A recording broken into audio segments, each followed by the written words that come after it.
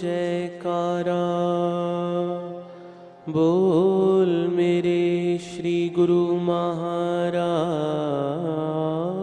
की जय।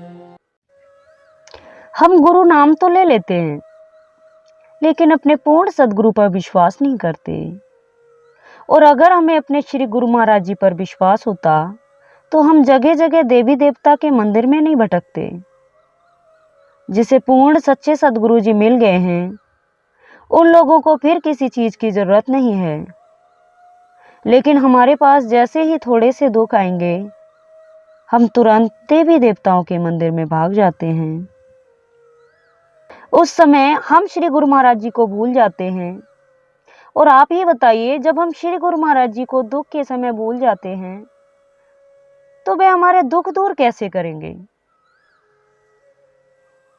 एक बार हमारे दादा गुरु श्री परमहंस दयाल महाराज जी के पास एक सेवक आया और हमारे श्री गुरु महाराज जी से बोला कि स्वामी जी, मेरे पास बहुत दुख है और आप मुझ पर दया ही नहीं करते। श्री गुरु महाराज जी ने मुस्कुराते हुए फरमाया कि तुसी जरा दया शब्द को उल्टा करके पढ़ो तो कौन सा शब्द बना। सेवक, स्वामी जी, याद शब्द बना। स्वामी जी ने फरमाया, क्या तुसी सानू याद भी कर दे हो। सेवक श्री चरणों में आकर रोने लगा और बोलने लगा कि स्वामी जी, आपने सही बोला। जब मेरे पास दुख आते हैं तो मैं अनेक देवी देवताओं के मंदिर में चला जाता हूँ और आपको भूल जाता हूँ। स्वामी जी ने फरमाया, जब तू सानू भूल जाएगा तो हम तुझ पर दया कैसे कर पाएंगे। गुरुमुखो, जब हमारे पास दुख आते हैं तो हम देवी देवताओं के मंदिर भागे चले जाते हैं और ये भूल जाते हैं कि हमारे श्री गुरु महाराज जी, जो तीनों लोकों के मालिक हैं, वे कोई साधारण संत नहीं हैं, बल्कि पूर्ण सच्चे महापुरुष हैं। श्री गुरु महाराज जी हम पर दया भी तो तभी करेंगे जब हम उनको याद करेंगे, हम उनको यादों में बसाएंगे। और हम याद तो करते ही नहीं हैं और बोलते रहते हैं कि स्वामी जी दया करो, स्वामी जी दया करो। अब सोचिए, अगर पिता राजा हो और बच्चा सेठ के पास मांगने जाए तो सेठ बच्चों को क्या बोलेगा कि इसका पिता इसको देता ही नहीं है, जो हमसे ये मांगने चला आता है। ऐसे ही गुरुमुखो, हमारे श्री गुरु महाराज जी हमारे पिता हैं, सर्व सुखों की खान हैं। और हम देवी देवताओं के पास मांगने जाएं तो वे हमारे बारे में क्या सोचेंगे। हम सब गुरुमुख हैं, सच्चे सदगुरु से जुड़े हुए हैं, फिर हमें किस चीज की जरूरत। हमें किसी चीज की जरूरत नहीं है, क्योंकि हम सच्चे सदगुरु की शरण में हैं। और अगर हमारे जीवन में दुख परेशानी आए तो हमें घबराना नहीं चाहिए, क्योंकि हम गुरुमुख हैं और हमारी हर जिम्मेदारी श्री गुरु महाराज जी ने उठा रखी है और वे हमारा पल पल ध्यान रख रहे हैं। श्री गुरु महाराज जी पर पूर्ण विश्वास बनाकर रखें, वे हमारा विश्वास कभी टूटने नहीं देंगे। ऐसे ही एक बार प्रेमियों ने विनय की कि हम भजन पर जैसे बैठते हैं वैसे ही खाली उठ जाते हैं।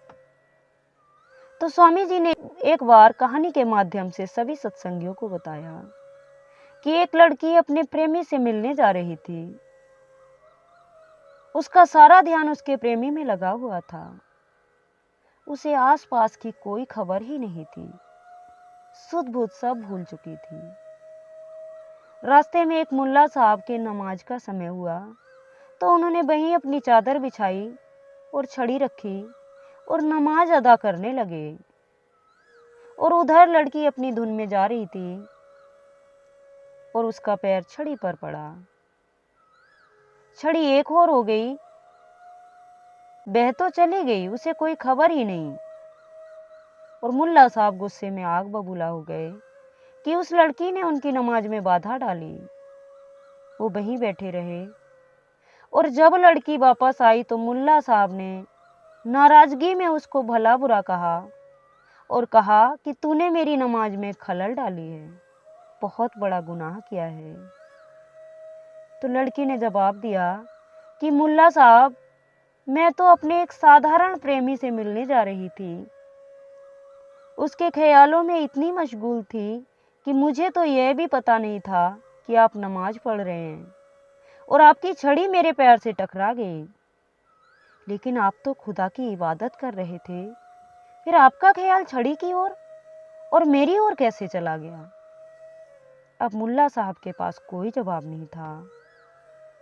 स्वामी जी ने यह कहानी सुनाते हुए कहा कि कहने का मतलब ये है कि कहने को तो हम भजन अभ्यास में बैठते हैं, हम ध्यान करते हैं, माला हाथ में लेकर सुमिरन करते हैं, लेकिन हम दुनियादारी से घिरे रहते हैं और हमारा ध्यान दुनिया के ही विचारों में उलझा रहता है। दुनिया के सामान, नाते, रिश्ते ये हमारे सामने आते रहते हैं और इन्हीं सब में उलझे हुए हमारा समय निकल जाता है। कहने को तो हम भजन पर बैठते हैं, ध्यान पर बैठते हैं, सुमिरन करते हैं, लेकिन सच्चाई ये है कि हम जैसे ही बैठते हैं वैसे ही खाली उठ जाते हैं और हमें कुछ दिखाई नहीं देता। कहने का तात्पर्य यह है कि जब हम भगवान की शरण लेकर सच्चे मन से भगवान के नाम का जाप करते हैं और जब हमारा मन प्रभु भक्ति में पूरी तरह रमने लगता है, तब हमें जो अलौकिक आनंद मिलता है उसके कारण हम अपने सभी दुख दर्द को भूलने लगते हैं। तुलसीदास जी ने भी लिखा है कि राम नाम की औषधि खरी नियत से खाए, अंग रोग व्यापे नहीं, महारोग मिट जाए। अर्थात जब कोई भी प्राणी सच्चे मन से राम नाम का जाप करता है तो उसके शरीर में जो भी दुख और रोग होंगे उसकी पीड़ा का उसे एहसास नहीं होगा। अब यहाँ विशेष ध्यान देने योग्य बात यह है कि तुलसीदास जी ने यह नहीं कहा है कि राम नाम लेने से कोई भी रोग तुरंत मिट जाएगा। इसके बजाय उन्होंने ये लिखा है कि अंग रोग व्यापे नहीं, अर्थात प्रभु की शरण लेने और प्रभु के नाम को जप करने से किसी भी प्रकार के दैहिक और मानसिक पीड़ा हमारे मन और आत्मा को व्यापेगी नहीं, यानी परेशान नहीं करेगी। भगवान नाम के जाप के फलस्वरूप हमारे मन और आत्मा को भक्ति का जो अलौकिक, अद्भुत और असीम आनंद प्राप्त होगा, उसके कारण शरीर में कोई भी रोग होते हुए भी हमें उस रोग की पीड़ा सताएगी नहीं।